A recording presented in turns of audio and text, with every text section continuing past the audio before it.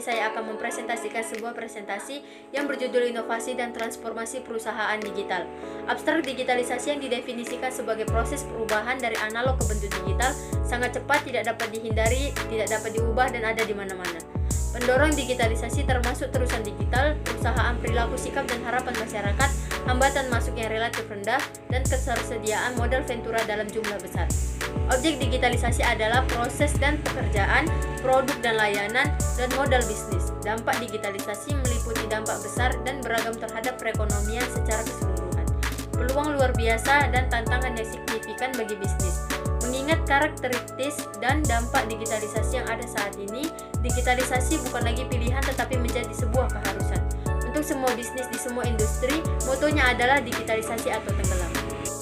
Yang pertama yang akan saya bahas adalah digitalisasi, arah, objek, dan dampak.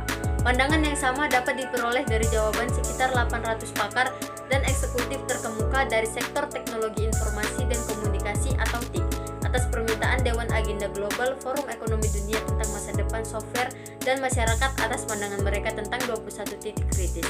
Thomson 2016 World Economics Forum Global Agenda Cancer of the Future of Software and Society 2015. Masyarakat yang diwawancarai mengidentifikasi 13 tanda bahwa revolusi industri keempat mungkin sudah dekat. 13 tanda tersebut yang pertama adalah teknologi yang dapat ditanamkan dan dapat dipakai, 2 kehadiran digital, 3 visi sebagai antarmuka baru, 4 komputasi di mana-mana, 5 superkomputer di saku Anda, 6 penyimpanan untuk semua, 7 internet untuk berbagai hal, 8 smart city dan smart home, 9 big data untuk wawasan besar, 10 robot pengambilan keputusan dan dunia kerja, 11 munculnya mata uang digital, 12 sharing ekonomi, 13 pencetakan 3D. Swab berpendapat bahwa ini dan megatron fisik, digital, dan biologis lainnya secara mendasar akan mengubah cara kita hidup, bekerja, berbisnis, dan berhubungan satu sama lain.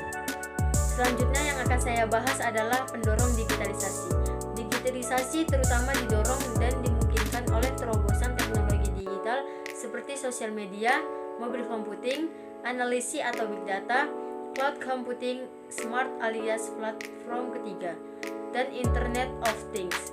Teknologi digital memiliki jangkauan yang luas dan penyebarannya semakin cepat. Penyebab yang mendasari peningkatan penyebaran ini adalah hukum Moore 6 dan hukum Metcalfe. Headward komputasi menjadi semakin kecil, kuat, tertanam sedemikian rupa, dan ada di mana-mana.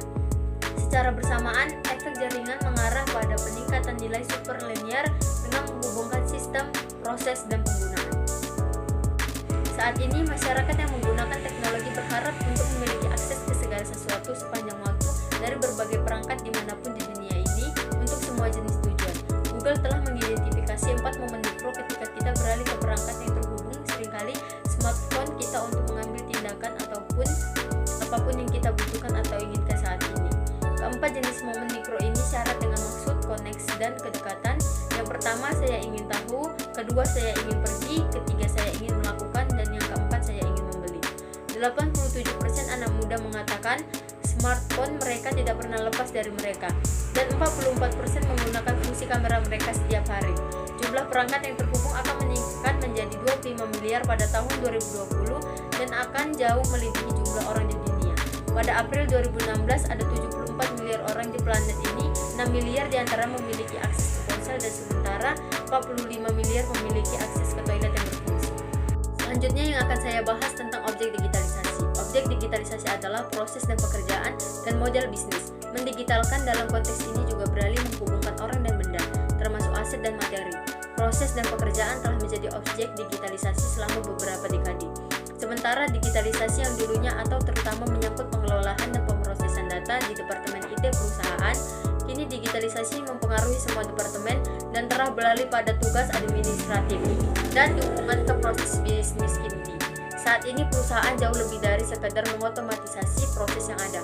Untuk memenuhi harapan pelanggan yang meningkat, mereka sering menemukan kembali seluruh proses bisnis, menantang segala sesuatu yang terkait dengan proses yang ada, dan membangunnya kembali menggunakan teknologi digital mutakhir. Terakhir yang akan saya bahas adalah tentang dampak digitalisasi. Dampak digitalisasi mencakup dampak besar dan beragam terhadap ekonomi dan masyarakat secara keseluruhan, dan dalam berbagai dimensi termasuk pertumbuhan, model bisnis, langkah industri, investasi, produktivitas, konsumsi, pekerjaan, keterampilan, sifat pekerjaan, aturan bersaing, dan bagaimana bisnis berjalan. Menurut Indeks Nilai Ekonomi Digital Accenter, pertumbuhan ekonomi digital telah menempatkan di jalur yang menyumbang 25% dari ekonomi dunia pada tahun 2020, naik dari 15% pada tahun 2005. Menurut analisis terbaru oleh McKinsey Global Institute pada tahun 2025, 3 efek digitalisasi saja meningkatkan pasokan dan produktivitas tenaga kerja, meningkatkan efisiensi aset dan produktivitas multifaktor, terutama dalam operasi dan optimalisasi supply chain dapat meningkatkan PDB tahunan hingga menjadi 22 triliun. Lembaga yang sama memperkirakan bahwa LUT memiliki potensi dampak ekonomi tahun sebesar 29 sampai 111 triliun pada tahun 2005. Ringkasannya adalah yang pertama, digitalisasi didefinisikan sebagai proses perubahan dari analog ke bentuk digital, tidak dapat dihindari, tidak dapat diubah, sangat cepat dan ada di mana-mana. 2. Pendorong digitalisasi antara lain terobosan teknologi digital, perubahan perilaku, sikap dan harapan masyarakat, hambatan masuk yang relatif rendah dan ketersediaan modal ventura dalam jumlah besar. 3. Objek digitalisasi adalah proses dan pekerjaan, produk dan layanan dan model bisnis. 4. Digitalisasi yang didefinisikan sebagai proses perpindahan ke bisnis digital bukan lagi pilihan tetapi keharusan bagi semua bisnis di semua industri dan wilayah.